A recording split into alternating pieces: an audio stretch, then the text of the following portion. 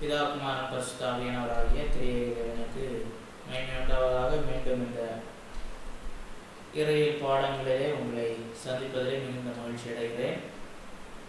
கிறிஸ்தவ இறையியல் அதை குறித்து நாம் முறையாக கற்றுக்கொள்ள ஆரம்பித்திருக்கிறோம். இதுவரைக்கும் கிறிஸ்தவ இறையியலுடைய அறிமுக காரியங்கள் நாம் பார்த்து வருகிறோம்.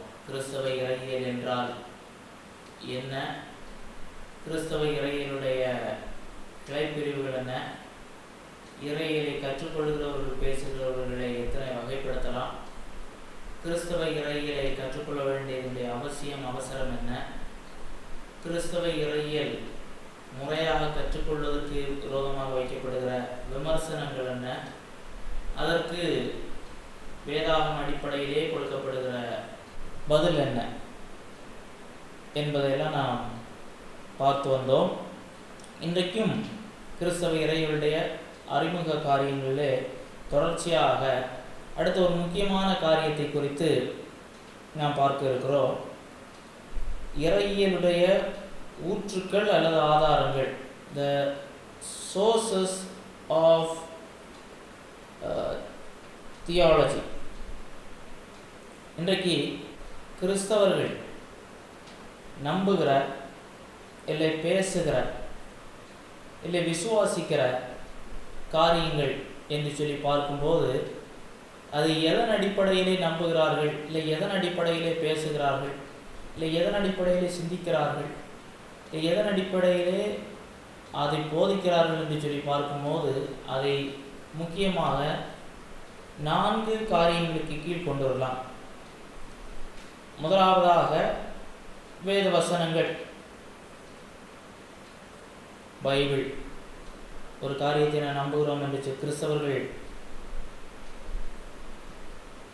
நம்புகிறார்கள் என்று சொன்னால் பைபிளில் என்ன சொல்லப்பட்டிருக்கிறது, பைபிளில் இது சொல்லப்பட்டிருக்கிறது, பைபிளில் இதை குறித்து போதிக்கப்பட்டிருக்கிறது, கற்றுக் கொடுக்கப்பட்டிருக்கிறது, ஆகினால் அதை நாங்கள் நம்புகிறோம். இது இப்போ நான் பேசக்கூடியது எல்லா கிறிஸ்தவர்களையும் பேசவில்லை, ஆனால் கிறிஸ்தவர்களுக்கு உள்ளே இருக்கிற வித்தியாசங்களை காண்பிக்கிறேன். இறையியலுடைய ஊற்றுக்கள் எங்கே இருக்கிறது, எங்கே இருந்து என்று சொல்லும்போது அடிப்படையிலே நாம் எல்லாரும் சொல்லக்கூடிய பதில் பைபிள் தான் நம்முடைய நம்பிக்கைக்கும் விசுவாசத்திற்கும் வாழ்க்கைக்கும் அடிப்படையான ஒன்றை நாம் நம்புகிறோம். இயேசு மாம்சத்தில் வெளிப்பட்ட தேவன். எதனால் நாம் நம்புகிறோம்? பைபிள் அப்படி கற்றுத்திருக்கிறது. ஒரே தேவன் 3 நபர்களாக சதா காலமும் செயலாற்றுகிறார். எதனால் நம்புகிறோம்? பைபிள் கற்றுத்தருகிறது. மனிதன் அடிப்படையிலே பாவி. எதனால் நம்புகிறோம்? பைபிள் கற்றுத்தருகிறது. ஆகினாலே கர்த்தருடைய வார்த்தையாகிய பைபிள் தான் நம்முடைய விசுவாசத்திற்கும் வாழ்க்கைக்கும் அடிப்படையான ஒன்று. கிறிஸ்தவ இறையியலுக்கு அடிப்படையான ஊற்று இல்லை ஆதாரம். எந்த அடிப்படையிலே கிறிஸ்தவ இறையியலை கற்றுக்கொள்ள வேண்டும், பேச வேண்டும், போதிக்க வேண்டும் என்று சொன்னால் பைபிளுடைய அடிப்படையில் தான் போதிக்க வேண்டும். வேறு எதுவும் நம்முடைய நம்பிக்கைக்கு ஊற்றாக ஆதாரமாக இருக்க முடியாது. ஆனால் எல்லா கிறிஸ்தவர்களும் பைபிள் மட்டும்தான் முழுமையான ஊற்று என்று சொல்லாமல் பைபிளை தாண்டி சில காரியங்களுக்கும் தன்னுடைய நம்பிக்கைக்கு வலுவூட்டுவதற்கு, தன்னுடைய நம்பிக்கையை பேசுவதற்கு வைக்கின்றனர். ஜான் வெஸ்லி மெத்தடி சபையினுடைய ஸ்தாபகர், அவர் 4 காரியங்களை சொன்னார். ஸ்கிரிப்சர் வேத வசனங்கள், ட்ரெடிஷன் பாரம்பரியம், எக்ஸ்பீரியன்ஸ் அனுபவம், ரீசன் பகுத்தறிவு. 4 இருக்க வேண்டும். நம்முடைய நம்பிக்கைக்கு இந்த 4 இருக்க வேண்டும் என்று சொன்னார். இப்போ இங்கு கேள்வி, பைபிள் மட்டுமா, இல்லை இந்த 4 இல்லை வேறு சில காரியங்களா? இன்னைக்கு கிறிஸ்தவ சபை பிரிவுகள், டினாமினேஷன்ஸை எடுத்து பார்க்கும்போது இந்த பைபிளை தாண்டி பாரம்பரியத்திற்கு முக்கியத்துவம் கொடுக்கிற சபை பிரிவுகள் உண்டு. குறிப்பாக ரோமன் கத்தோலிக்க சபை பிரிவு அதை எடுத்தோம் என்று சொன்னால் அவர்கள் பைபிளுக்கு இணையாக பாரம்பரியத்தை முக்கியத்துவப்படுத்துகிறார்கள். Scripture and tradition go hand in hand, or go together. இரண்டும் இரண்டு கரங்களைப் போல, இரண்டு கண்களைப் போல அதிமுக்கியமானவைகள் என்று சொல்லுகிறார்கள். கிழக்கத்திய ஆர்த்தோடாக்ஸ் சபையும் பாரம்பரியத்தை முக்கியத்துவப்படுத்துகிறது.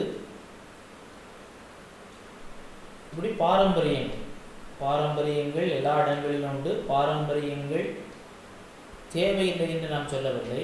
ஆனால் நம்முடைய நம்பிக்கைக்கு அடிப்படையாக, கிறிஸ்தவ நம்பிக்கைக்கு அஸ்திபாரமாக, ஊற்றாக பாரம்பரியம் கொண்டு வரப்பட வேண்டுமா என்றால், சில சபை பிரிவினர், சில கிறிஸ்தவர்கள் சொல்வார்கள், ஆம், பைபிள் முக்கியமானது, அதே போல நம்முடைய பாரம்பரியங்கள் முக்கியமானது என்று சொல்கிறார்கள். அடுத்ததாக அனுபவம். அதிலும் குறிப்பாக இந்த பெந்தேகோஸ்தே கரிஸ்மாட்டிக் சபை பிரிவினர் அனுபவத்தை முக்கியத்துவப்படுத்துகிறார்கள். சில இடங்களிலே வசனத்திற்கு இணையாக, வேத வசனத்திற்கு இணையாக இன்னும் ஒருபடி மேலே சென்று சில இடங்களிலே கர்த்தருடைய வசனத்திற்கு மேலே அனுபவத்தை முக்கியத்துவப்படுத்துகிறவர்கள் உண்டு. சற்று நாட்களுக்கு முன்பதாக நான் ஒரு காணொலியை காண நேர்ந்தது. அதிலே பேசின ஒரு பிரசங்கி அறிக்கையாக சொல்லுகிறார், பைபிள் வசனங்களை விட நம்முடைய ஆராதனை, அந்த ஆராதனையினுடைய அனுபவம் முக்கியமானது, சிறப்பு வாய்ந்தது என்று சொல்லுகிறார். அவருடைய பார்வையிலே பைபிளுடைய முக்கியத்துவத்தை காட்டிலும் அனுபவம், எக்ஸ்பீரியன்ஸ் முக்கியமானது. இன்றைக்கு கர்த்தருடைய வார்த்தையாகிய முழு வேதாகமத்தை முக்கியத்துவப்படுத்தாமல் தங்களுடைய அனுபவத்தையே முக்கியத்துவப்படுத்துகிறவர்கள். அதில் குறிப்பாக நான் சொன்னது போல இந்த கரிஸ்மாட்டிக் இல்லை பெந்தேகோஸ்தே சபை பிரிவினர் அதிகமாக அனுபவங்களுக்கு முக்கியத்துவம் கொடுக்கிறார்கள். ஒரு சாரார் தரிசனங்கள், சொப்பனங்கள், காட்சிகள் போன்றவர்களுக்கு முக்கியத்துவம் கொடுக்கிறார்கள். அவர்கள் பெற்றதாக சொல்லுகிற தரிசனங்கள், பார்த்ததாக சொல்லுகிற தரிசனங்கள், கண்டதாக சொல்லுகிற சொப்பனங்கள், இவற்றுக்கு பைபிளுக்கு கொடுக்கிற முக்கியத்துவம் இல்லை என்றால் பைபிளை விட சில இடங்களில் முக்கியத்துவப்படுத்தப்படுகிறது. சிலர் அனுபவம் மிக முக்கியம், பைபிளில் அனுபவம் இருந்தால்தான் புரிந்து கொள்ள முடியும். பைபிள் அளவுக்கு முக்கியமானதல்ல, அனுபவம் ஆனால் மிக முக்கியம். அனுபவம் இல்லை என்றால்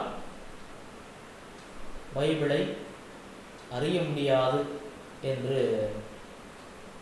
சொல்லுகிறவர்கள்.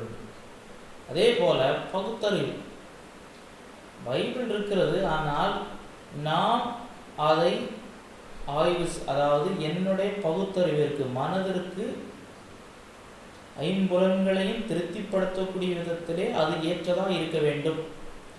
இந்த சாரார் பைபிளை விஞ்ஞான பார்வையிலே பார்க்கிறவர்கள். விஞ்ஞான பார்வையிலே பைபிளுடைய செய்தி இது ஒத்து வருமா ஒத்து வராதா என்று, நாங்கள் பகுத்தறிவு அடிப்படையிலே தான் பைபிளை பார்ப்போம் என்று சொல்லுகிறவர்கள். அது ஒரு உதாரணம். இன்னும் இந்த பகுத்தறிவு என்பதை அடிப்படையாக வைத்து இறையியல் என்றாலே அங்கு பிரதானமாக பைபிள் வராது, பகுத்தறிவு தான் வரும்.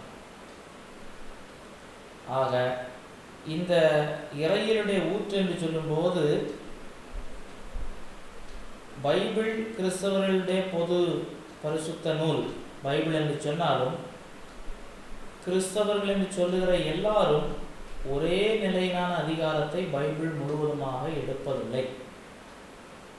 பைபிள் தான் முழுமையான அதிகாரம் என்று சொல்லுகிறவர்களும் தன்னுடைய வாழ்க்கையிலே இந்த பாரம்பரியம், அனுபவம், பகுத்தறிவு, இந்த மூன்றும் இல்லாவிட்டால் இவற்றில் ஏதாவது ஒன்று, ரெண்டு இல்லாத ஏதாவது ஒன்று மறைமுகமாக பைபிளுக்கு இணையான ஒரு முக்கியத்துவம் அவருடைய நம்பிக்கையிலே இடம்பெறுகிறதை பார்க்க முடியும்.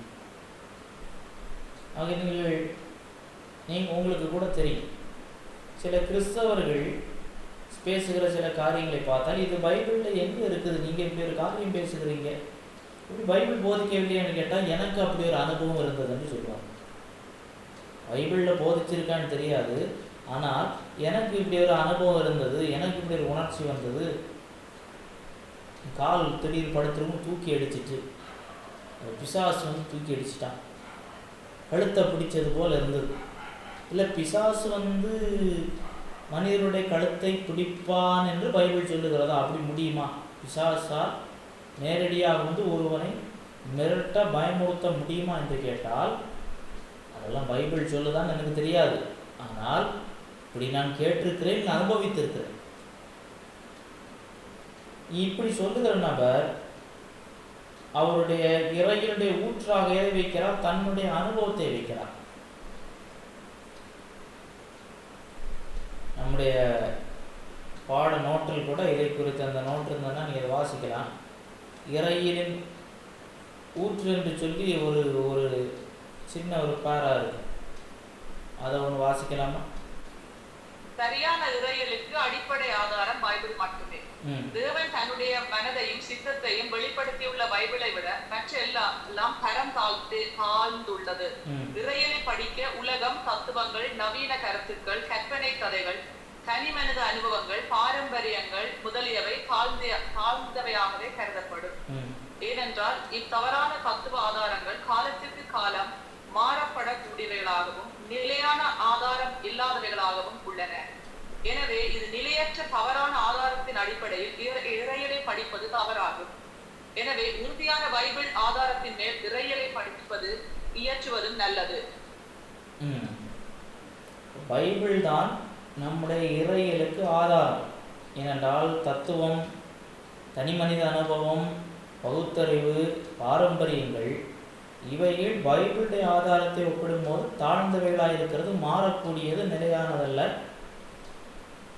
தேவனால் அருளப்படுதல் பெற்றதல்ல. ஆகையினால் அவைகளை உறுதியான அஸ்திபாரமாக வைத்து நம்முடைய கிறிஸ்தவ நம்பிக்கையை கட்டி எழுப்பினால் அது நிற்காது. சரி, இன்றைக்கு நாம் பார்க்க போவது ஒரு 3 வார்த்தைகள், கிரேக்க வார்த்தைகள். அந்த கிரேக்க வார்த்தைகளின் அடிப்படையிலே இந்த பைபிளுடைய ஆதாரத்தை சரியாக எப்படி புரிந்து கொள்வது? வித்தியாசமான நிலைகளிலே ஏன் சிலர் தவறாக புரிந்து கொள்ளுகிறார்கள்? அப்படி என்றால் நம்முடைய வாழ்க்கையிலே பைபிள் தான் நம்முடைய நம்பிக்கைக்கு, வாழ்க்கைக்கு, விசுவாசத்திற்கு அடிப்படை ஆதாரம் என்று சொன்னால் நமக்கு எந்த பாரம்பரியம் வேண்டாமா? இல்லை எந்த அனுபவமே வேண்டாம்? கிறிஸ்தவ வாழ்க்கையிலிருந்து அனுபவங்கள் நிறைந்த வாழ்க்கை. இப்போது அனுபவம் அடிப்படையில் என்றால் அனுபவம் இல்லாத ஒரு வாழ்க்கையா? எதையுமே பகுத்தறிவு செய்ய வேண்டாம், பைபிளே சொல்லுகிறது அல்லவா, எல்லாவற்றையும் சோதித்து பார்த்து நலமானதை பிடித்து கொள்ளுங்கள் என்று. இப்போ இதை சோதிக்க வேண்டாம் என்று கேட்கும்போது 3 கிரேக்க வார்த்தைகளை நாம் இன்றைக்கு கற்றுக்கொள்வோம். அடுத்த வகுப்பில் இந்த வேதவசனம் தான் நம்முடைய அடிப்படை ஆதாரம். அப்படின்ற பாரம்பரியங்களுக்கு நம்முடைய வாழ்க்கையில் இருக்க வேண்டிய இடம் என்ன, அனுபவத்திற்கு இருக்க வேண்டிய இடம் என்ன, பகுத்தறிவிற்கு நம்முடைய வாழ்க்கையில் கொடுக்க வேண்டிய இடம் என்ன என்பதை குறித்து நாளைக்கு அதை விவரமாக பேசுகிறேன். இன்றைக்கு 3 கிரேக்க வார்த்தைகள்.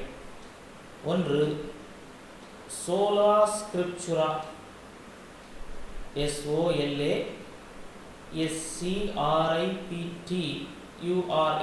சோலா ஸ்கிரிப்சுரா. இரண்டாவது ஒரு கிரேக்க வார்த்தை பிரைமா ஸ்கிரிப்சுரா, PRIMASCRIPTURA,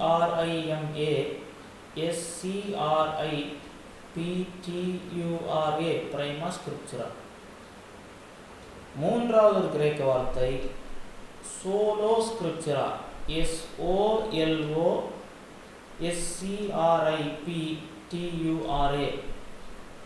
ஃபர்ஸ்ட்ல உள்ளது சோலா, மூன்றாவது உள்ளது சோலோ. பார்ப்பதற்கு ஒன்று போல தான் இந்த வார்த்தைகள் தோன்றும், ஆனால் வித்தியாசம் இருக்காது. முதலாவது இந்த சோலா ஸ்கிரிப்சுரா, இந்த வார்த்தை சொல் சபையிலே சீர்திருத்த காலத்திலே பிரபலமடைந்தது. 5 சொற்றொடர்கள் என்கிற முழக்கத்திலே சீர்திருத்தவாதிகள் சொன்னார்கள், சோலா ஸ்கிரிப்சுரா, கர்த்தருடைய வசனம் மட்டுமே சோலா கிரேஷியா கர்த்தருடைய கிருபை மட்டுமே, சோலா சோலிஸ் கிறிஸ்துஸ் கிறிஸ்து மட்டுமே, சோலா ஃபிடே விசுவாசம் மட்டுமே, சோலி டியோ குளோரியா தேவனுடைய மகிமை மட்டுமே என்று இந்த 5 சொற்கள் சீர்திருத்த காலத்தில் மிக பிரபலமாக இருந்தது. நாம் அந்த 5ற்கும் இன்றைக்கு போவதில்லை. ஆனால் இந்த சோலா ஸ்கிரிப்சுரா என்றால் என்ன என்று சொல்ல விரும்புகிறேன். அதாவது இது அடிப்படையிலே லத்தீன்லேருந்து தான் வந்தது. இந்த சோலா ஸ்கிரிப்சுரா என்பது அதுக்கு பிறகு இதை கிரேக்க மொழியிலும் சொன்னார்கள். இந்த லத்தீன் வார்த்தை என் அர்த்தம் என்னவென்றால், சோலா என்றால் அலோன் மட்டுமே, அடிப்படை. ஸ்கிரிப்சரா என்பது எழுத்துக்கள், வசனங்கள், பைபிள் எழுத்துக்கள். அப்படி என்றால் நம்முடைய விசுவாசத்திற்கும் வாழ்க்கைக்கும் அடிப்படை பைபிள் மட்டுமே. நம்முடைய கிறிஸ்தவ நம்பிக்கைக்கும் வாழ்க்கைக்கும் அடிப்படை ஆதாரம் ஊற்று பைபிள் மட்டுமே, வேறு எதுவும் இல்லை. ஏனென்றால் பைபிள் பூரணமான அதிகாரமுடைய உண்மையான தேவனுடைய வார்த்தை. அது தேவனுடைய ஆவியினால் அருளப்பட்டிருக்கிறது. அது உபதேசத்திற்கு, கடிந்து கொள்வதற்கு, சீர்திருத்தல், நீதியை படிப்பித்தலுக்கு யாவற்றுக்கும் பிரயோஜனமுள்ளவர்களாக இருக்கிறது. இந்த சோலா ஸ்கிரிப்சுரா என்கிற பதம் சீர்திருத்த சபையிலே சீர்திருத்தம் உண்டான போது முழங்கப்பட்ட முக்கிய முழங்கமாக இருந்தது. ஏனென்றால் அதற்கு முன்பு அதிகமான கட்டுப்பாட்டை வைத்திருந்த ரோமன் கத்தோலிக்க சபை பாரம்பரியங்களை வசனத்தை விட முக்கியத்துவப்படுத்தினது.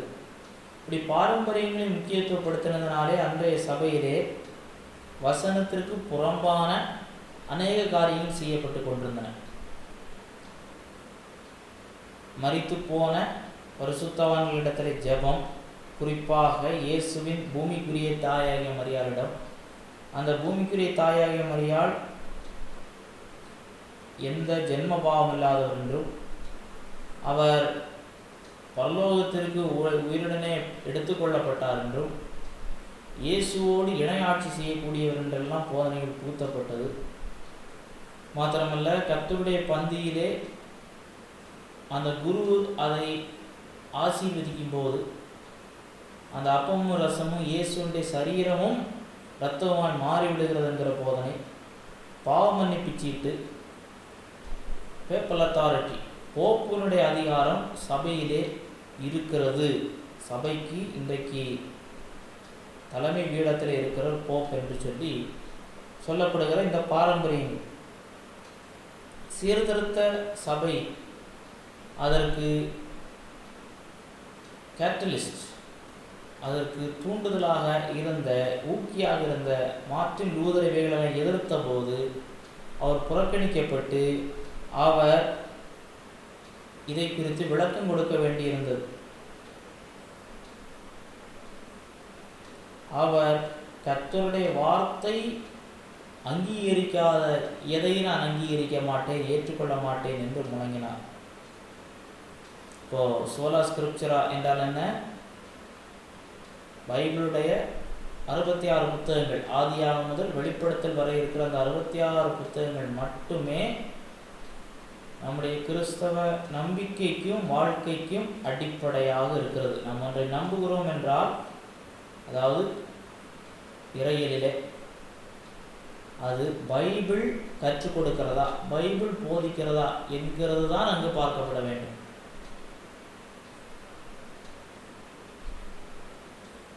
இப்போ பாரம்பரியங்கள் தேவையில்லை என்று இது சொல்லுகிறதா என்று கேட்டால், பாரம்பரியங்கள் தேவையில்லை என்று சோலா ஸ்கிரிப்சுரா சொல்லவில்லை. பாரம்பரியங்கள் வசனத்திற்கு ஒத்து போகும்போது அவைகள் ஏற்றுக்கொள்ளப்படுகிறது. வசனத்திற்கு முரணாக இருக்கிற பாரம்பரியங்கள் அவைகள் நம்மை வழிநடத்தக்கூடாது. நாம் செய்து கொண்டிருக்கிறது சரியா தவறா என்பதை நிதானிக்கக்கூடிய சட்டமாக கர்த்தருடைய வார்த்தை இருக்கிறது. ஆகையினாலே பாரம்பரியமோ அனுபவமோ வேண்டாம் என்று இந்த பைபிள் மட்டுமே நம்முடைய விசுவாசத்திற்கு ஊற்றென்று சொல்லுகிற இந்த போதனை சொல்லவில்லை. பாரம்பரியம் வேண்டாம் என்ற பாரம்பரியங்கள், நல்ல பாரம்பரியங்கள் இருக்கிறது. அந்த நல்ல பாரம்பரியங்கள் வசனம் தடை செய்யாத பட்சத்தில், வசனத்திற்கு விரோதமாக இல்லாத பட்சத்தில் அந்த பாரம்பரியங்களை பின்பற்றுவதில் தவறல்ல. அனுபவங்கள், வசனம் அனுமதிக்கிற, வசனம் தடை செய்யாத, வசனம் ஆமோதிக்கிற அனுபவங்கள் இருக்கிறது. பகுத்தறிவு, வசனம் அங்கீகரிக்கிற, ஆமோதிக்கிற பகுத்தறிவு இருக்கிறது. எல்லாவற்றையும் சோதித்து பார்த்து பெரேயா பட்டணத்தில் உள்ளவர்கள் பவுல் சொன்னவைகள் அது வசனத்தின்படி சோதித்து பார்த்தார்கள். அப்படி என்றால் பகுத்தறிவு வேண்டும். எல்லாவற்றையும் கண்ணை மூடிக்கொண்டிருக்க வேண்டும் என்றில்லை.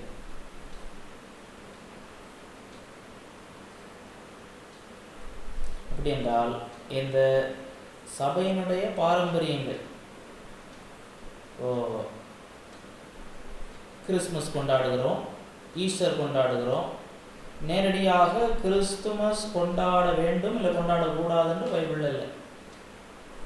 அது பைபிள் நேரடியாக இல்லை.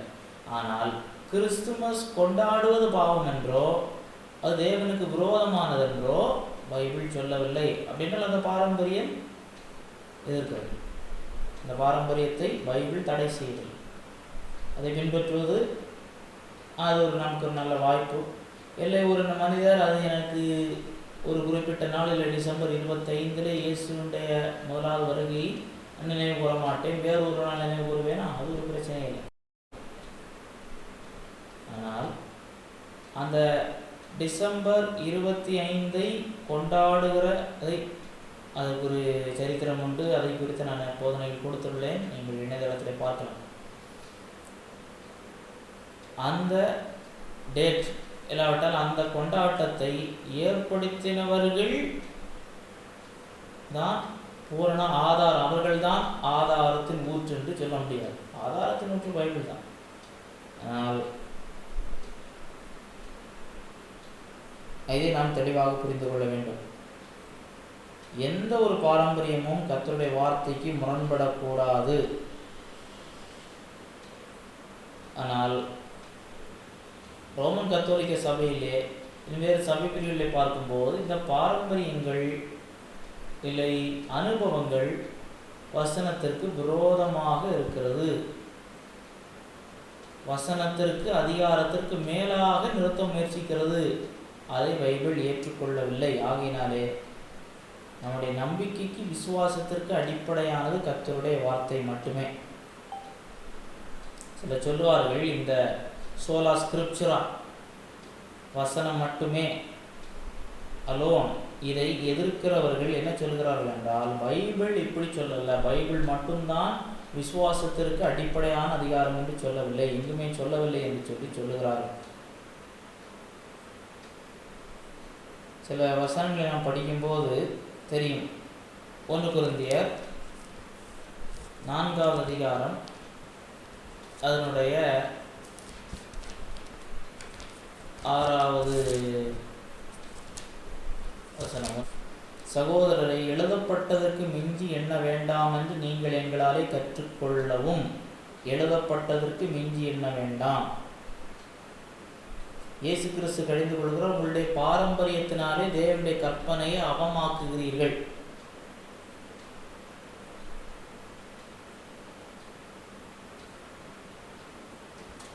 அப்போஸ்தலர் 17:12 பார்க்கிறோம். பவுல் பேசினவைகள் பழைய ஏற்பாட்டு வசனத்தின் வெளிச்சத்தில் தான் அதை சரியாதவராக எடுக்கிறார்கள். பவுல் சொன்னது அங்கே இருக்குதான். பவுல் என்கிற நபர் அடிப்படையிலே அந்த நபர், அப்போ அவருக்கு அப்போஸ்தல அதிகாரம் உண்டு. அப்போஸ்தலன் என்கிற அடிப்படையிலே தேவாவின் ஏவுதல் எழுதின எழுத்துக்கள் அதிகாரம் உண்டு. அதான் பைபிளில் ஒரு பகுதியாக இருக்கிறது. ஆனால் பவுல் என்கிற ஒரு மனிதராக செய்த ஒரு பிரசங்கம், பெரேயா பட்டணத்தில் செய்த பிரசங்கத்தை வசனத்தின் அதிகாரத்தின் வெளிச்சத்தில் தான் அளவிட்டார்கள். அதுதான் சரி. எப்படி ஒரு பைபிள் மட்டுமே முழுமையான ஆதாரம் என்று சொல்ல முடியும்? பைபிள் மட்டும்தான் தேவனுடைய தவறில்லாத முழுமையான முழு ஏவுதல் பெற்ற கர்த்தருடைய வார்த்தை. 2 தீமோத்தேயு 3:16-17 இருக்கிறது. வேத வாக்கியங்கள்லாம் தேவ ஆவியினாலே அருளப்பட்டிருக்கிறது. அதே போல 2 தீமோத்தேயு 2:15 நீ வெட்கப்படாத ஊழியக்காரனாயும் சத்திய வசனத்தை நிதானமாய் பகுத்து போதிக்கிற தேவனுக்கு முதல் உத்தமனாய் நிறுத்தும்படிக்கு ஜாக்கிரதையாயிரு. சத்திய வசனம், இந்த சத்திய வசனம் என்பது இந்த முழு 66 புத்தகங்கள். கத்தோலிக்க சபை பிரிவோ வேறு சில சபை பிரிவுகள் தள்ளுபடி ஆகமங்கள் தவறான எழுத்துக்கள் சொல்லப்படுகிற சில புத்தகங்கள் இருக்கிறது. அவைகளிலே தேவாவியானுடைய ஏவுதலிலே, அதனால் அது பைபிள் இல்லை. பைபிள் சொல்லும் போது பழைய ஏற்பாட்டின் 39 நூல்கள், ஆதியா முதல் மல்கியா வரை, புதிய ஏற்பாட்டின் 27 நூல்கள், மத்தேயு முதல் வெளிப்படுத்தின விசேஷம் வரை. இந்த 66 புத்தகங்கள் தான் தேவனுடைய அறிவு, உணர்வு, சித்தம், திட்டம் இவைகளை நமக்கு அறிய வேண்டிய அளவுக்கு வெளிப்படுத்தி இருக்கிறது. இதுதான் சத்திய வசனம். இந்த முழுமையான சத்தியம், தவறில்லாத சத்தியம் என்று வேறு எந்த பாரம்பரியத்தையோ, வேறு எந்த நம்பிக்கையோ, வேறு எந்த மனிதனுடைய அறிவினால் தோன்றினதாய் சொல்லப்படுகிறவைகளையோ, வேறு எந்த ஒரு அனுபவங்களையோ நாம் சொல்ல முடியாது. சில அனுபவங்கள், பாரம்பரியங்கள் வசனம் சொல்லுகிற அதே கருத்தை சொல்லும், அது தவறல்ல. ஆனால் அதை முழுமையான அதிகாரமாக ஏற்றுக்கொள்ள முடியாது. ஏனென்றால் ஒரு நபர் ஒரு நாள் சொல்லுவது வசனத்திற்கு ஏற்றுக்கொள்ளுகிற காரியமாக இருக்கும். ஒரு நபர் போதிக்கிறார், பெற்றோரை நேசிக்க வேண்டும், தாய் தகப்பனை கனம் பண்ண வேண்டும். சரி, அன்றைக்கு அவர் சொல்லுவது அது சரி. அந்த நபர் சொல்லுவது எல்லாம் சரி என்று எடுத்தால், நாளைக்கு அவர் வசனத்திற்கு விரோதமான ஒன்றை எடுத்தாலும் சரி என்று ஆகிவிடும். அப்படி இல்லை. ஆகினால்தான் பைபிளை ஒப்பிடும்போது இந்த எல்லாம் தரம் தாழ்ந்துள்ளது, நிலையை மாற்றக்கூடியது, முழுமையான சத்தியம் என்று சொல்ல முடியாது, நம்பகமானது என்று சொல்ல முடியாது. சிலர் கேட்பார்கள், குறிப்பாக இது கத்தோலிக்க சபை பிரிவுகளோடு கேட்பார்கள், புதிய பைபிளுடைய எந்தெந்த புத்தகங்களில் தேவாவியானவருடைய, அதாவது பைபிள் இருக்கிற புத்தகங்கள் ஒரே நாளில் வந்து விடவில்லை, எவ்வளோ காலம் எடுத்தது, எழுதி முடித்ததற்கு பிறகும் நூற்றாண்டுக்கு மேல் ஆகினது. இதை தொகுத்து இந்த நிறைய புத்தகம் இருக்கிறது, இதில் எது இதெல்லாம் தேவனுடைய ஏவுதல் பெற்றது என்று சொல்லி. அப்போ அந்த இடைப்பட்ட காலத்தில் வாழ்ந்தவர்களுக்கு பைபிள் இருந்திருக்காது. பைபிள் மொழிபெயர்க்கப்படாமலே நூற்றாண்டுகள் இருந்தது. சாதாரண விசுவாச மக்கள் என்று சொல்லப்படுகிற கைகளில் பைபிள் படிக்கக்கூடாது என்று சொல்லுகிற சட்டங்கள் இருந்தது. ப்ரீஸ்ட், பாதிரியார்கள் தான் பைபிளை படிக்க வேண்டும் என்கிற சட்டங்கள்லாம் இருந்தது. அப்படி இருக்கும்போது அந்த கால நூற்றாண்டுகள், பல நூற்றாண்டுகள் எப்படி இருந்தது, அந்த பல நூற்றாண்டுகளிலே அவர்களுக்கு பைபிளை முழு வேதாகமும் இல்லை. எப்படி அப்பாவுடைய நம்பிக்கைக்கும் விசுவாசத்திற்கும் வாழ்க்கைக்கும் அடிப்படையாக பைபிள் இருக்க முடியும் என்று கேட்கிறார்கள். அந்த இடத்துல அனுபவமும் பகுத்தறிவும் பாரம்பரியம் தான் வரும் என்று சொல்கிறான். இதற்கு பதில் என்னவென்று சொன்னால், அதற்கு இது பதில் அல்ல. பதில் அல்ல. பைபிள் தேவனுடைய வார்த்தையா இல்லையா என்பது இல்லை, இறையினுடைய ஆதாரம் பைபிள் தான் என்பது எதை அடிப்படையை வைத்தல்ல. ஒரு இடத்துல கிடைக்குது கிடைக்கல, தேவன் ஏவி கொடுத்தது பைபிள் தான். அதனால பைபிள் தான் ஆதாரம். அப்போ அது கிடைக்காமல் இருந்த காலகட்டங்கள் இருக்கிறதே, அது ஏன் கிடைக்காமல் போனது, அங்கு யாருடைய தோல்வி இருக்கிறது என்பதை பார்க்க வேண்டும். ஆகையினாலே ஒரு இடத்துல ஒரு குறைவு இருக்கிறது என்று சொன்ன உடனே அது பைபிள் தேவனுடைய முழுமையான வார்த்தை இல்லை என்றோ, இல்லை பைபிள் தான் அடிப்படையான இறையினுடைய ஆதாரம் என்று சொல்ல முடியாதென்றோ ஆக்கிவிடாது. அப்போ இந்த நிலைப்பாடு சோலா ஸ்கிரிப்சரா என்று சொல்வது விசுவாச அறிக்கைகள் நாம் வைத்திருப்பது தவறல்ல, ஸ்டேட்மெண்ட் ஆஃப் ஃபெய்த் இருக்கிறது. இங்கே தமிழகத்திலே பல சபைகள் அப்படி என்றால் என்னவென்றே தெரியாது, சபை என்றால் கொட்டடிக்க வேண்டும், சில இடங்களிலே சத்தம் போட வேண்டும், லைட் அடிக்க வேண்டும் என்றுதான் இன்றைக்கு இருக்கிறது. ஆனால் முறையாக கர்த்தருடைய வசனத்தை படித்தவர்கள் அவருடைய சபைகளிலே விசுவாச அறிக்கை, நம்பிக்கையில தொகுப்பை வைத்திருக்கிறார்கள். இதை பைபிள் தடை செய்கிறதா? இறையிலுடைய ஊற்று ஆதாரம் பைபிள் என்ற உடனே அதெல்லாம் வேண்டாம்னு சொல்கிறோமா? இல்லை. இந்த சோலா ஸ்கிரிப்சுரா என்கிற நிலைப்பாட்டின் வெளிச்சத்திலே அதான் சரியானது. பார்க்கும்போது நம் விசுவாச அறிக்கை வைத்திருப்பது தவறல்ல, புத்தகங்கள் படிப்பது தவறல்ல. இவைகளெல்லாம் பைபிள் இறையிலுடைய உண்மையான ஒரே ஊற்றாகி பைபிளை புரிந்து கொள்ள நாம் என்றால் ஹெர்மெனூட்டிக்ஸ், பைபிளை புரிந்து கொள்ளுகிற கலை, அதில் வளர வேண்டியது நம்முடைய பங்கு. அந்த பங்கு பைபிளை புரிந்து கொள்வதற்கு விசுவாச அறிக்கைகள், நல்ல பாரம்பரியங்கள், நல்ல அனுபவங்கள் உதவலாம். ஆனால் அவைகள் அந்த இடத்தை எடுத்துவிட முடியாது. அனுபவம் வேண்டும், பாரம்பரியம் வேண்டும், பகுத்தறிவு வேண்டும். அது புத்தகங்கள் மூலமாக, பிரசங்கங்கள் மூலமாக வரலாம், தவறல்ல, வர வேண்டும்.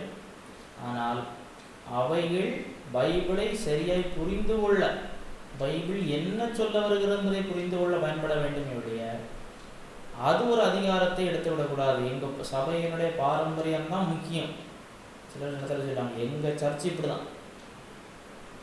சிலர் இப்படி சொல்வதை கேட்டுக்கிறோம், பைபிள் சொல்றது தெரியாதவர் நாங்கள் இப்படி தான். அப்போ எதை மைக்கியத்துவப்படுத்துகிறார்கள்? தங்களுடைய பாரம்பரியத்தையும் அனுபவத்தையும் பைபிளோட மேலே கொண்டு போகிறாங்க. இது முதல் நிலைப்பாடு. இரண்டாவது ஒரு நிலைப்பாடு இருக்கிறது, பிரைமா ஸ்கிரிப்சுரா. இந்த நிலைப்பாட்டை பேசுகிறவர்கள் என்ன சொல்லுகிறார்கள் என்றால், பிரைமான ஃபர்ஸ்ட், பிரைமரி, தேவனுடைய அதாவது இறையிலுடைய ஊற்றுக்கள் ஆதாரங்களிலே பைபிள் பிரதானமானது. ஆனால் ஒரே ஆதாரம் பைபிள் என்று சொல்ல முடியாது. சோலா ஸ்கிரிப்சர் என்பது பைபிள் ஒன்று தான் நம்முடைய விசுவாசத்திற்கு, வாழ்க்கைக்கும் அடிப்படை ஆதாரம். பிரைமா ஸ்கிரிப்சராவை சொல்லுகிறவர்கள் என்ன சொல்லுகிறார்கள் என்றால், பைபிள் முக்கியமானது, முக்கியமான ஒரு ஊற்று, முக்கியமான ஒரு ஆதாரம். ஆனால் ஒரே ஆதாரம் அல்ல, இறையின் ஆதாரம் அல்ல. கத்தோலிக்க சபை இந்த நிலைப்பாட்டை தான் வைத்திருக்கிறது.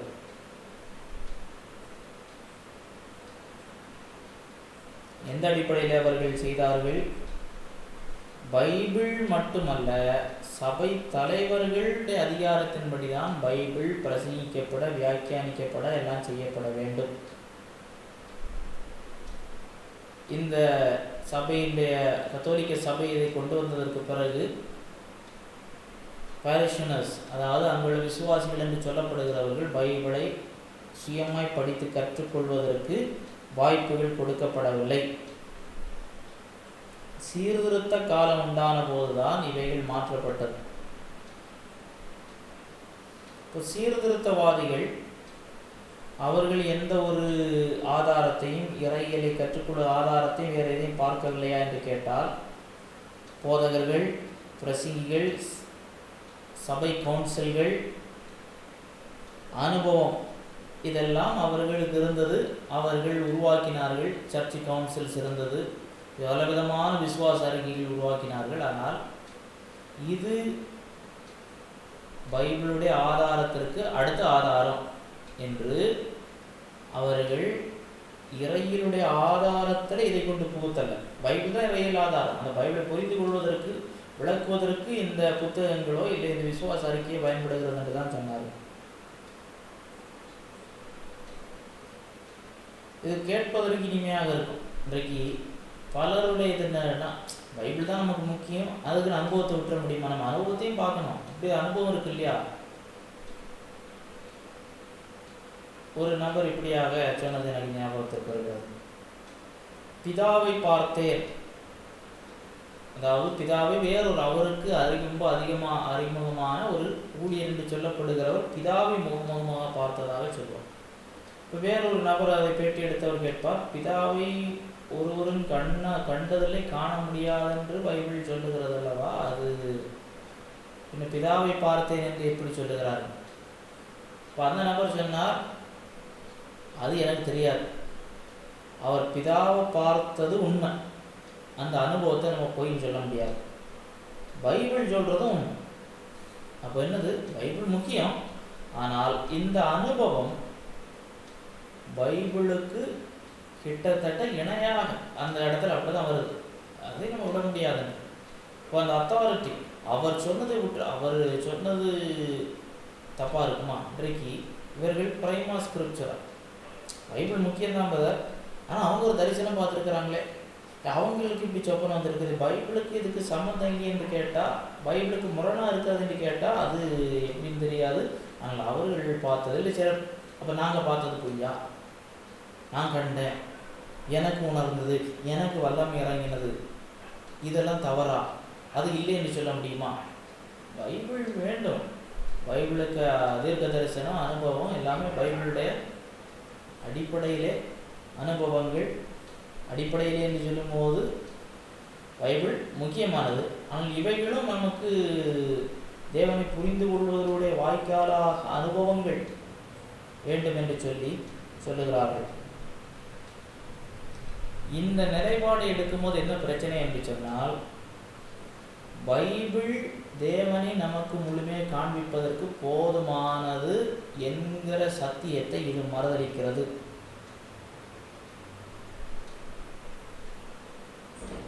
டாக்டர் ஜான் மெக்கார்த்தர் இப்படியாக சொல்லுகிறார், Scripture is the perfect and only standard of spiritual truth, revealing infallibly all that we must believe in order to be saved and all that we must do in order to glorify God. Bible பூரணமான ஒரே சத்தியத்தின், அதாவது உண்மையான ஆவிக்குரிய சத்தியத்தின் ஒரே அளவுகோலாக இருக்கிறது. எந்த பிழையுமின்றி நாம் ரட்சிக்கப்படுவதற்கு என்ன விசுவாசிக்க வேண்டும், தேவனுக்கு மகிமையை வாழ என்ன செய்ய வேண்டும் என்பதற்கான அனைத்து தரவுகள், அனைத்து உண்மைகளையும் பைபிள் சரியாக போதித்து விட்டது. பல ஆண்டுகளுக்கு முன்பு ஒரு சாட்சி என்று சொல்லப்படுகிற ஒன்றை வாசிக்க நேர்ந்தது. ஈக்குவடார் தேசத்தை சேர்ந்த எஞ்சலிகா சாம்பிரானோ என்கிற ஒரு இளம் பெண், நீங்கள் கூட அதை கேட்டிருக்கலாம். ஏனென்றால் அந்த பெண் பரலோகத்திற்கும் நரகத்திற்கும் எடுக்கப்பட்டதாகவும், குறிப்பாக நரகத்திலே மைக்கேல் ஜாக்சன் மற்றும் வேறு ரொம்ப பிரபலமானவர்கள் நரகத்தில் இருந்ததாகவும் அந்த இளம் பெண் சாட்சி கூறினார். மைக்கேல் ஜாக்சன் போன்ற பிரபலங்களுடைய பெயர்கள் உபயோகித்தனாலே அது ஒரு பெரிய பேசு பொருளாயிற்று. மைக்கேல் ஜாக்சன் நரகத்தில் இருக்கிறார் என்று ஒரு பெண் சொல்லுகிறார்கள். அந்த சாட்சியிலே அவளுக்கு ஆண்டவர் அநேக தரிசனங்கள் இது போன்று காட்டினதாகவும், கடைசியிலே ஆண்டவர் அவளிடம் மன்றாடுவது போலவும் இருக்கு. எப்படியாவது இந்த உண்மைகளை கொண்டு செல்ல வேண்டும், நீ கண்டவைகளை சொன்னால்தான் அநேகரினர் ரட்சிக்கப்படுவார்கள், இந்த உண்மைகளின் நிறைவுக்கு தெரியாமல் போய்விடக்கூடாது. அப்படி என்றால் என்ன, பைபிளிலே இந்த உண்மைகள் இல்லை, நீ இப்போது சொல்லிதான் இந்த உண்மைகள் தெரிய வேண்டும். ஆனால் இந்த பெண்ணிடம் நீ பைபிள் தேவனுடைய வார்த்தை என்று ஏற்றுக்கொள்ளவில்லையா என்று கேட்டால், இல்லை, நான் ஏற்றுக்கொள்கிறேன், பைபிள் தேவனுடைய வார்த்தை. இப்போ என்ன வருகிறது, பைபிள் பிரதானம், ஆனால் இதெல்லாம் வேணும். இந்த பிரதானம் என்று சொல்வதிலும் கேள்விக்குறிகள் வரும் இவர்களுக்கு.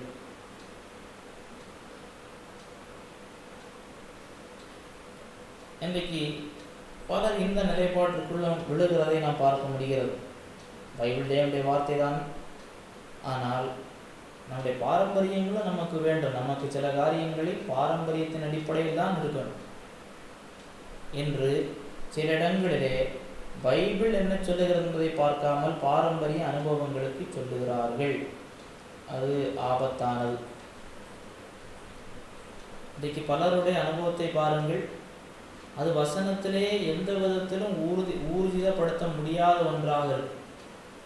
அப்போது ஏன் இப்பேற்பட்ட நம்பிக்கையை கொண்டிருக்கிறீர்கள் என்று கேட்டால், நீங்கள் பைபிளை நம்புகிறீர்களா? பைபிள் தான் நமக்கு முக்கியம்.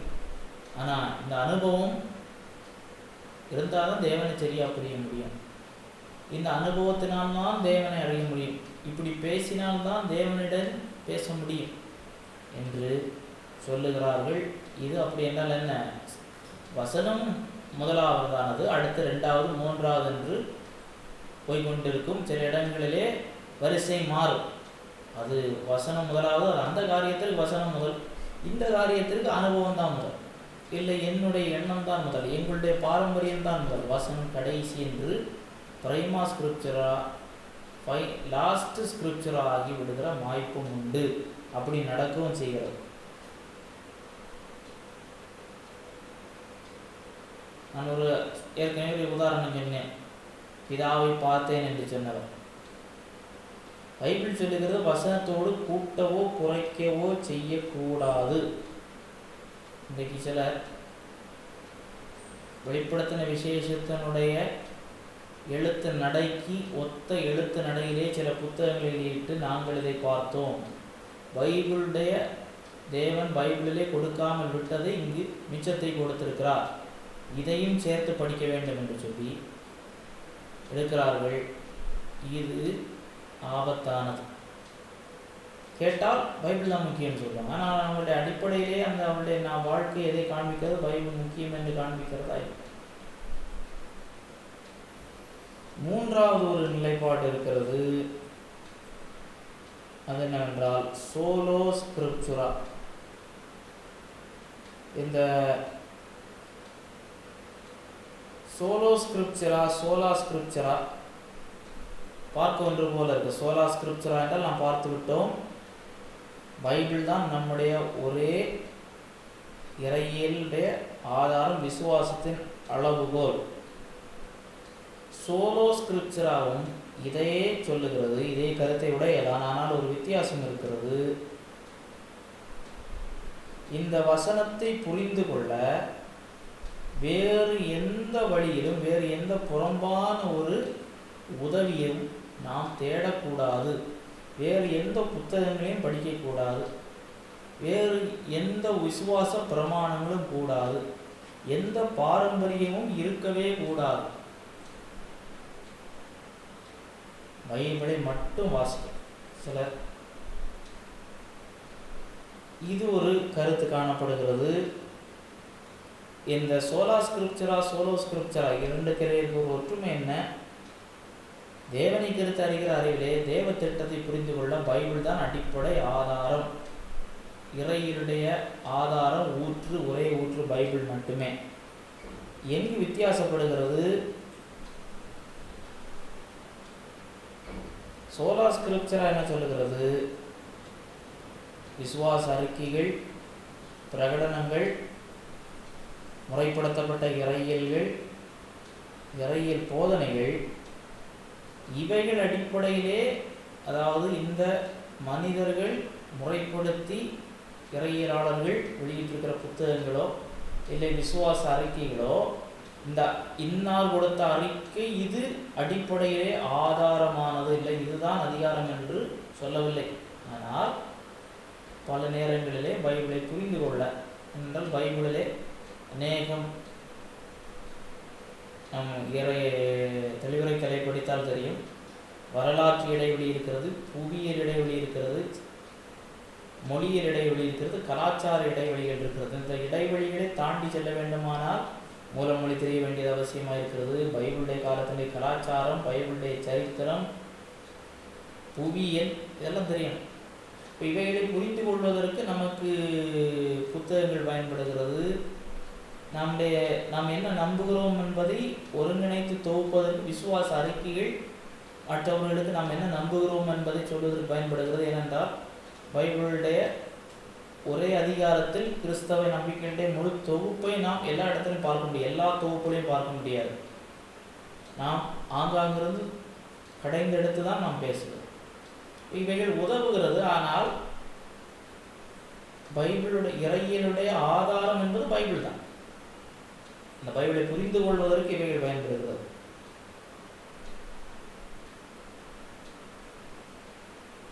ஆனால் சோலோ ஸ்கிரிப்சரா என்று சொல்லக்கூடியது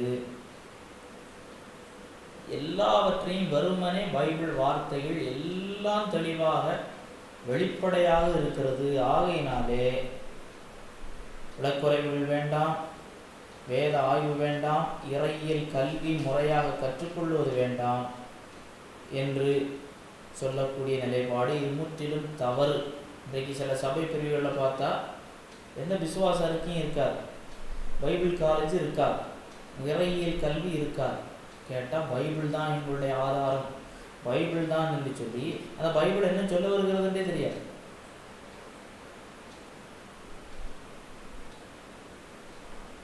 பைபிளில் இருக்கக்கூடிய சில கேள்விகளை கேட்டால் பதில் தெரியாது. பைபிளில் லூக்கா எழுதின அப்போஸ்தலர் நடவடிக்கையிலே இது 2வது பிரபந்தம், 1வது பிரபந்தம் என்னன்னு கேட்டால் தெரியாது. ஆகையினாலே இந்த சோலோ ஸ்கிரிப்சரா என்று சொல்வது ஒரு சுய நீதியையும் பெருமையும் வருவித்து விடுகிறது. இதற்கும் இதுவும் தவறான ஒரு பார்வை. இதை கண்மூடித்தனமாக பைபிளை பார்த்தோம். பைபிளை தேவன் கொடுத்திருக்கிற வெளிப்படுத்தலை அதை புரிந்து இந்த பைபிளை அண்டர்ஸ்டாண்ட் பண்ணுறது அது இட்ஸ் எ லாங் ப்ராசஸ். பைபிளை புரிவது நாம் வாழும் முழுவதும் நாம் கற்றுக்கொண்டு புரிந்து கொண்டிருக்க வேண்டும். அந்த அடிப்படை உண்மைகளை என்னால் இப்போ மனிதன் அடிப்படையில் பாவி என்பது நமக்கு இயற்கை பொதுவான வெளிப்படுத்தல் இருக்கிறது, மனசாட்சி இருக்கிறது. பரிசுத்தாவியான பாவத்தை குறித்து நீதியை குறித்து நியாய தீர்ப்பை கண்டித்து உணர்த்துகிறார். ஆகையினாலே இந்த அடிப்படை உண்மைகளை ஒருவர் ஏற்றுக்கொள்வது எளிதானது. பைபிளில் எளிதான பகுதிகள் இருக்கிறது, ஆனால் கடினமான பகுதிகள் இருக்கிறது. பவுல் சொல்லுகிறார், பேதுரு சொல்லுகிறார், பவுலுடைய எழுத்துக்களை குறித்து சில காரியங்கள் அறிகிறதற்கு அரிதாக இருக்கிறது. ஆகையினாலே அரிதாக இருக்கக்கூடிய காரியங்களை அது புரிவதற்கு நாம் வேறு சோர்சஸ் மூலங்களை உபயோகிப்பது தவறில்லை. ஆனால் எந்த சோர்ஸுமே இந்த கமெண்டேட்டர் அவர் சொல்வது சரி என்று ஒரு காரியத்தில் அவர் சொல்வது வேதவசனத்தை சரியாக அவர் வியாக்கியானித்து சரி என்று நாம் அதை சொல்லலாம். ஆனால் அவர் சொல்லுவதனால அவருக்கு அனுபவம் இல்லை, அவருக்கு அறிவு, அவருக்கு படிப்பு அதுதான் முக்கியம் என்று அந்த இடத்துல போகக்கூடாது. பைபிள் தான். ஆகையினாலே இந்த 3க்கு இடையில் இருக்கிற வித்தியாசங்கள் என்னவென்று சொல்லி பார்க்கும்போது சோலா ஸ்கிரிப்சரா, ஸ்கிரிப்சர் அலோன் என்று ஆங்கிலத்தில் சொல்லுவார்கள். பைபிள் மட்டுமே நம்முடைய விசுவாசத்திற்கும் வாழ்க்கைக்கும் அடிப்படையானது. பிரைமா ஸ்கிரிப்சரா என்பது ஸ்கிரிப்சர் ஃபர்ஸ்ட், முதல்ல வசனம் ஃபர்ஸ்ட், மற்றதெல்லாம் 2வது. சோலா ஸ்கிரிப்சர் என்று சொல்லும்போது ஒன்லி ஸ்கிரிப்சர். ஃபர்ஸ்ட்ல சொன்னது ஸ்கிரிப்சர் அலோன், இது only scripture. Only source, first சொன்னது ஒன்லி அத்தாரிட்டி. அப்போ அத்தாரிட்டி என்பது அதிகாரம், சோர்ஸ் என்பது மூலம். அப்போ வேறு சோர்ஸே இருக்கக்கூடாது. சர்ச் கவுன்சில்ஸோ இல்லை ஒரு ஃபிலாசபியோ, இப்போ இவர்கள் எந்த ஃபிலாசபியுமே தவறு என்று சொல்வார்கள். இப்போ தத்துவ பார்வையிலே பைபிளை பார்ப்பது தவறல்ல. ஆனால் உலக தத்துவங்களின் அடிப்படையிலே இறையியலை அறிய முற்படுவது தவறு. பைபிளை விஞ்ஞான பார்வையில் பார்ப்பதை விட தத்துவ பார்வையில் பார்ப்பது நன்றாயிருக்கும். ஆனால் அந்த தத்துவங்களுக்கு ஊற்றாக இருக்கிறது பைபிளுடைய தத்துவம் தான் வரும். பைபிளுடைய தத்துவத்தை மெய்ப்பிக்கக்கூடிய வெளிப்படுத்தக்கூடிய வேறு தத்துவங்கள் பைபிளை இன்னும் புரிவதற்கு தத்துவ பார்வையில் உதவி செய்வதை நாம் கொண்டு வரலாம். ஆனால் உலக தத்துவங்களை வைத்து இறையியலை புரிய முடியும், தேவனை புரிய வேண்டும் என்று சொல்வது தவறானது. ஆனால் சோர்சஸ் என்று சொல்லும்போது வெளியிலிருந்து சோர்சஸ் எடுக்கிறது தவறல்ல. அதே போல் சபை கவுன்சில்கள் பாரம்பரியங்கள் என்று சொல்லி பார்க்கும்போது சோலா ஸ்கிரிப்சரா சொல்லுகிறது இவைகள் தேவனால் அருளப்பட்டதல்ல, ஆனால் வசனத்தின் அடிப்படையிலே அவைகளை நிதானித்து நமக்கு பிரயோஜனமானவைகளை பயன்படுத்தலாம். பிரைமா ஸ்கிரிப்சரா சொல்லுகிறது தேவ வெளிப்படுத்தல் தொடர்ந்து எங்கெல்லாம் இருக்கிறது, இயற்கையில் இருக்கிறது, இப்பவும் தொடர்ந்து இயற்கையில், சபை சரித்திரத்தில், கவுன்சில்களில், பாரம்பரியங்களில் இருக்கிறது. அதான் கத்தோலிக்க சபையிலே ரெவலேஷன் முடியவில்லை, தேவ வெளிப்படுத்தல் முடிந்து போகவில்லை என்று சொல்லுகிறார்கள். ஏனென்றால் அந்த வெளிப்படுத்தல் தொடர்ந்து கொண்டிருக்கிறது. பைபிள் முக்கியமான வெளிப்படுத்தல், மற்ற வெளிப்படுத்தலும் உண்டு என்று கத்தோலிக்க சபை பிரிவினர், கரிஸ்மாட்டிக், பெந்தேகோஸ்தே சபை பிரிவினர் கூட வெளிப்படுத்தல்கள் தொடரும் வெளிப்படுத்தல் என்று சொல்லுகிறார்கள். சோலோ ஸ்கிரிப்சரா இவைகள் எல்லாத்தையும் நிராகரிக்கிறது. இதுதான் இவருடைய முக்கியமான வித்தியாசம். ஆகையினால் இந்த 3 வித்தியாசமான நிலைப்பாடுகளை நாம் பார்த்தோம். சோலா ஸ்கிரிப்சரா, அதுதான் நம் பைபிள் தேவனுடைய வார்த்தை. நாம் எந்த ஒரு காரியமாக இருந்தாலும், கிறிஸ்தவ நம்பிக்கை, கிறிஸ்தவ வாழ்க்கை, இறையியல் நம்பிக்கை, இந்த இறையியலுடைய ஊற்று ஆதாரம் என்றால் பைபிள். பைபிள் என்று வார்த்தையில் சொல்வதல்ல, நான் ஒரு நம்பிக்கை என்றால் எந்த அடிப்படையிலே நான் எதனால் நம்புகிறேன், பைபிளில் அது எந்த விதத்தில் நியாயப்படுத்தப்பட்டிருக்கிறது, வலியுறுத்தப்பட்டிருக்கிறது, பேசப்பட்டிருக்கிறது. அதை பைபிள் சொல்லுகிறதை விளங்கிக் கொள்ள இன்னும் எளிமைப்படுத்தி அறிவிப்பதற்கு பயன்படுகிற துணைகள், அவைகளை நாம் பயன்படுத்தலாம். ஆனால் எந்த ஒரு மனிதருடைய எழுத்தையோ போதனையோ இறையியலுடைய ஆதாரமாக மாற்றிவிடக் கூடாது. அவர் எவ்வளோ பெரிய ஊழியக்காரர், அப்படிலாம் எவ்வளோ பாடுபட்டிருக்கிறார், ஆண்டவருக்கு எவ்வளோ பாடுபட்டிருக்கார், அவர் சொல்கிறத நம்ம இல்லைன்னு சொல்ல முடியுமா? பாடுபட்டது இல்லைன்னு சொல்லலை. ஆண்டவருக்கு அடி வாங்கினாரே, அடி வாங்கினது இல்லைன்னு சொல்லலை. அவர் ஆண்டவருக்கு அடி வாங்கினதுனால அவர் சொல்லுவது எல்லாம் சரி என்று ஆகிவிடார். அவர் சொல்லுவது வசனத்தின் அடிப்படையில் இருக்கிறதா. அதே வேளையில் சில சபை பிரிவினை பார்த்துருக்கிறேன். எங்களுக்கெல்லாம் விசுவாசம் பைபிள் மட்டும்தான், வேறு எதுவும் கிடையாது. எங்களுக்கெல்லாம் ஸ்டேட்மெண்ட் ஆஃப் ஃபெய்த் கிடையாது, எந்த கவுன்சில் கிடையாது, கிறிஸ்மஸ் கிடையாது, நியூ இயர் கிடையாது, விசுவாச அறிக்கை கிடையாது, அது கிடையாது. நாங்கள் வசனத்தின் அடிப்படையிலே எல்லாம், அந்த புதிய பாட்டு எல்லாம் வசனத்தில் ஒரு வள்ளி புள்ளி தாண்ட மாட்டோம் என்று சுய பெருமை பேசி கொண்டிருப்பார்கள். ஆனால் அவர்களுக்கு வசனம் தெரியாது. இன்னொரு சாரார் வசனம் முக்கியம், பைபிள் என்று சொல்லிக்கொண்டு பைபிளை முக்கியத்துவப்படுத்தாதபடிக்கு தங்கள் அனுபவங்களையும் பாரம்பரியங்களையும் தங்களுடைய அறிவென்று சொல்லப்படுகிறதையுமே பேசிக்கொண்டிருப்பார். இன்றைக்கு பல இடங்களில் பிரசங்கிமார்கள் கையில் பைபிள் வச்சுருப்பாங்க, ஆனால் பேசுகிறது பைபிள் என்று இருக்காது. பேசுவது தங்களுடைய அனுபவம் என்று சொல்லப்படுகிறது. இவற்றுக்கு கவனமாக. அடுத்த வகுப்பிலே நான் இப்போ சொன்னேன், வேதவசனம் வேறு என்ன காரியங்கள் கொண்டு வரப்படுகிறது? பாரம்பரியம், அனுபவம், இந்த உணர்ச்சிகள், அடுத்ததாக அறிவு, பகுத்தறிவு. இப்போ இவைகளுக்கு ஒரு கிறிஸ்தவர் எந்த அளவில் இடம் கொடுக்க வேண்டும்? பைபிள் தான் நம்முடைய நம்பிக்கைக்கு ஊற்று ஆதாரம் அப்படின்றா பாரம்பரியங்கள் இருக்கலாமா? எந்த அளவில்? அனுபவம் எந்த அளவில்? எந்த அளவில் இவைகளை வைத்துக்கொள்ள வேண்டும்? மற்றவர்கள் சொல்லும் போது அதை எந்த அளவில் பார்த்து அவர்களை தெளிவுபடுத்த வேண்டும் என்கிற காரியத்தை அடுத்த வகுப்பிலே பார்க்கலாம். இன்றைக்கு இதோடு நாம் நிறைவு செய்வோம். கர்த்தர் தாமே எங்களை ஆசீர்வதிப்பார்.